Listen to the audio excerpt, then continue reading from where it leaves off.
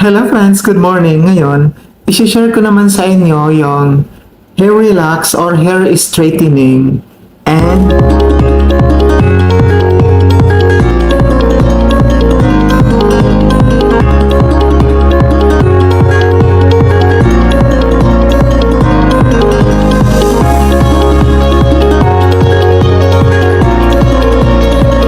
hello mga friends, okay.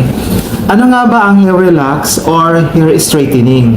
Ang hair relax or straightening is a straight hair and different from rebond and it has a limited time to perform compared to rebond. Kumbaga, yung straightening daw is different. Iba siya kaysa sa rebond na nakasanayan natin kasi si hair relax is limited lang yung time para na i-perform siya. Kumbaga, kung si rebond, abutin ka ng 2 to 3 hours yung process niya para ma-complete.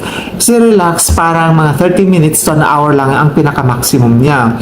It is also very important to texture hair properly because it is a very strong straightening than rebonding. So, kailangan mo daw na i-texturize ang maigi yung buhok kasi yung pang-relax or pang-hair straight is napakatapang kumpara sa pang-rebond. So, maybe that's why rebond is taking too long kasi hindi siya ganun ka-strong. Itong hair straight, kaya mabilis lang siya kasi napakatapang niya daw na panggamot. And it takes more than making a rebond. There are some hair texture that are not allowed to undergo this procedure like frizzy hair, bleach hair, okay? And with highlights at pati yung mga pinapakulot yung buhok, bawal sa hair relax. So, unlike sa rebond na before kasi yung rebond, bawal sa mga pang may highlights, sa mga bleach hair. Pero ngayon, may mga brand na rin ng pang-rebond na pwede sa mga ganong klaseng buhok, pero mayroong proper care. Pero ang hair relax, hindi talaga siya pwedeng gamitin sa mga ganong klaseng texture ng buhok. Pag sinabi mong frizzy hair, it's either kasi parang nasunog siya, so hindi siya pwede. Yung bleach hair, yung ginagamitan ng pang-bleach, yung mga highlights, kasi mga highlights ginagamitan din ng kasi, at saka yung mga kulot na buhok, kasi may tendency na magputol-putol sila. Okay. Ano ba dapat yung mga buhok na ginagamitan lang ng pang-hair straight, pang-hair relax, or pang-hair relax? Okay. Una, virgin hair. Pangalawa, pwede siya sa colored hair, basta hindi siya bleach hair at hindi frizzy at saka hindi dry. Okay.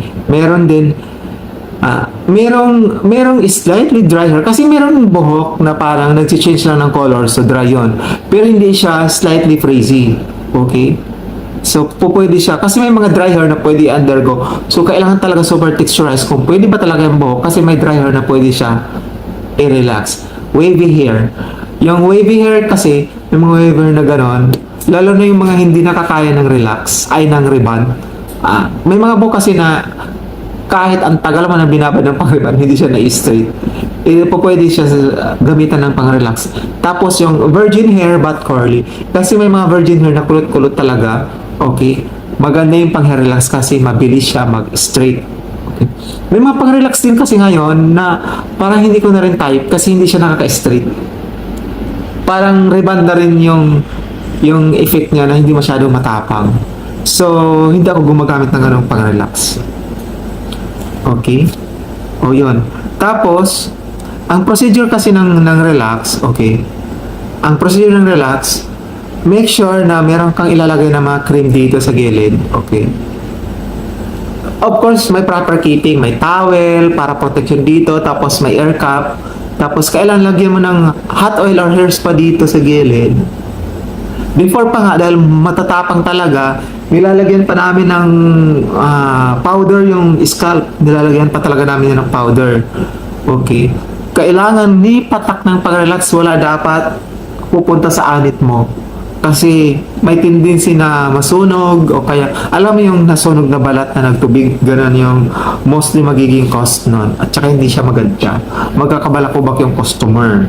Okay, so hindi siya pwede talaga sa anit. Tapos, mas maganda na wag mo munang lagyan ng tubig. Okay? Tapos suklayin mo lang na suklayin. Mas maganda kung naiisip mo na parang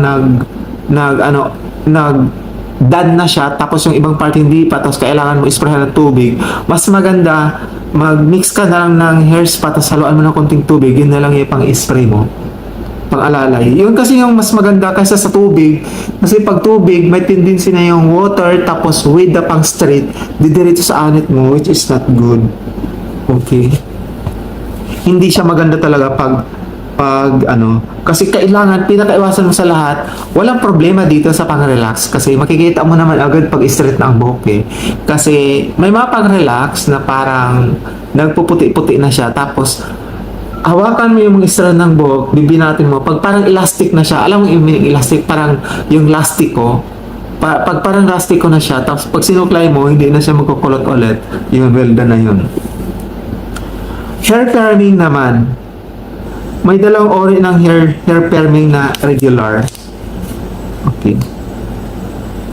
Sa kanilang hair perming, kasi yung hair perming meron ding digital perm para mapiliwanag natin ng maayos, kasi napakaganda ng hair perming natin na procedure kasi may dalawa, yung cold wave at saka yung digital perm. Yung digital perm also known as fashion curl kasi maganda para kung nag-party pag yun yung result.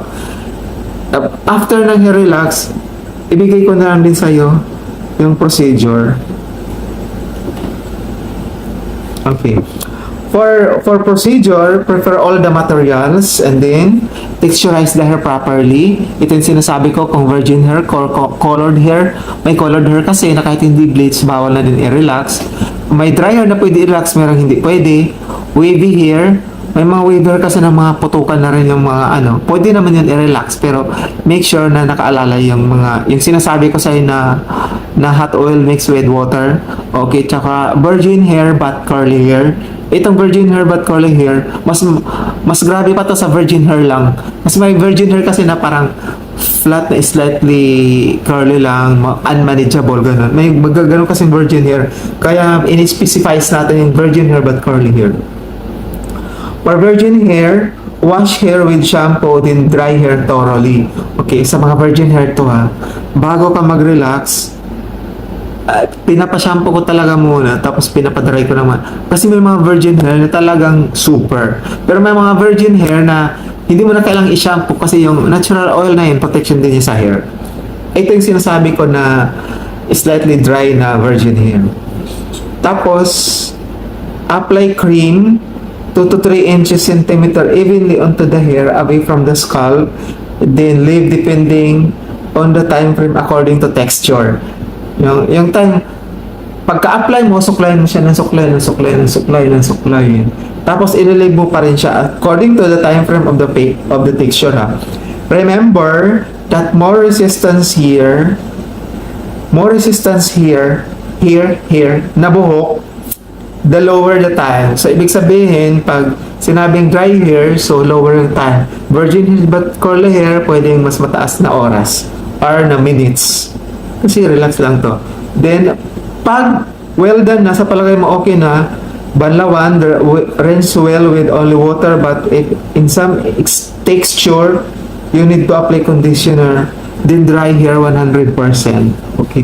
Minsan naman, pag dry mo ng buhok, yung conditioner kasi, nagpapalambutin to ng after relax mo after straight mo. Pero may mga customer naman na nagpapa-hairs pa sila, nagpapa-silofin, o kaya basta nagpapa-treatment sila after ng procedure ng hair relax. Okay. Pwede mo naman siyang i-iron after, pero mas sa mga virgin hair lang yun. Sa mga dry hair, mga ganon, blow dry lang itself is okay na. Okay. Tapos, advise the customer na i-wash yung hair nila after 2 days. Okay. Ito pala mga friends ha. Sa pagbabanlaw mo, kailangan talaga siguraduhin mo na mabanlawan mo siya ng maigi. Kasi imagine na after mo nagbanlaw, after 3 days na ulit siya maliligo ng buhok. So, if ever may maiwan ka na something dyan, magkakaproblema ka sa buhok. So, kahit umabot ka pa ng 5 to 10 minutes ng pagbabanlaw ng buhok, after mo ma-conduct yung relax or yung pang-straight, okay lang. Basta masigurado mo na mabanlawan mo siya ng maigi kasi after 2 days na ulit siya pwede maligo. After mo, ma-blow dry yung hair. Okay? may mga cases na mga customer naliligo na sila daddy after tomorrow or after one day kasi hindi na nila kaya yung pagkaramdam nila, pero okay naman din yun, walang problema. Pero ito lang ang tandaan nyo na pag for example maraming beses ka maligo sa isang araw, so mas mabilis mag-loosen up yung straight mo, pero hindi naman agad-agad siya. Actually, may mga straight naman ako na yung pinakadulo straight pa rin after ng mga 6 months nila. So, yung mga tubo lang yung mga problema. Oo. Kaya, hindi ganun parati yung cases, okay? Pero, more or less kasi ganun yung nagiging effect pag na-perfect mo yung texture, okay? Hindi ganun parati yung result, okay? Pero, may mga incidents na ganun yung nangyayari. Straight pa rin yung the rest of the year, tas mga bagong tubo na lang yung bumalik ulit sa dati. Thank you so much at sana pagkatandaan nyo ingatan nyo na pag nag-perform talaga kayo, parati kong ulit-ulitin to sa inyo mga friends, okay? Na yun lang yung kailangan yung ingatan, okay? Na para hindi magka-problema yung skin nila, ingatan nyo na pumatak sa balat nila yon, lalo na pag matapang yung gamit nyo, okay?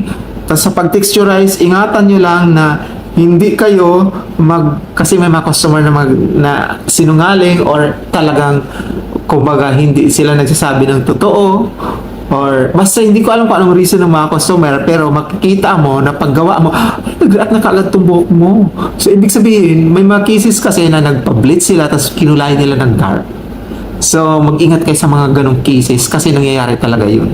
Yun lang naman, and thank you very much. Pagkatandaan mo na kapag hindi mo nasunod yung prep, meron pa rin naman pang hair relax ngayon, pero hindi na ganun siya kasikat or mas hindi na ganun siya karami na may nagpapagawa, because may mga cases before na nakakalbo talaga yung nagpakandak ng nagpagawa ng ganitong klaseng service. It's because hindi marunong yung gumawa, kaya hindi to pwede talaga dun sa mga pabanjing-banjing ng mga hairstylish. Okay? Kaya siya na-phase out sa market or sa mga salon kasi may cases talagang na nakalbo yung customer. Okay? Just because isinagad niya. Tandaan nyo na hindi talaga siya dapat sinasagad, at kahit na anong mangyari, huwag niyong hayaan na dumapo siya sa scalp or sa anit, sa balat, kasi yun ang mangyayari. Ang pinaka worst case scenario, yung parang nasunog yung balat mo tapos nagtubig sa ilalim. Ganon. Tapos, ang tagal pa naman matuyo yun kasi papuputukin mo pa yung tubig. Tapos, pag nagtubig siya, tapos magkakaroon ka pa ng mga flakes, ng dandruff, at saka matagal talaga yung healing nun. Tapos, just for example, sa ulo mo siya mangyari, di ang kati-kati nun. Okay, so hindi maganda. Yun lang yung pakaingatan ninyo. Thank you very much at sana may natutunan kayo dito sa ating mga vlog. And meron naman din pang relax na hindi ganun katapang pero walang guarantee na yung straight na gusto. Minsan kasi ang daming back job ng ganung klase ng pang-relax. Okay.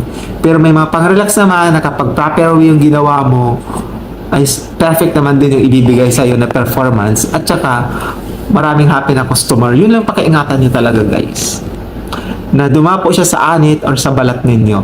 Kaya you should always wear your gloves kasi masakit siya sa balat.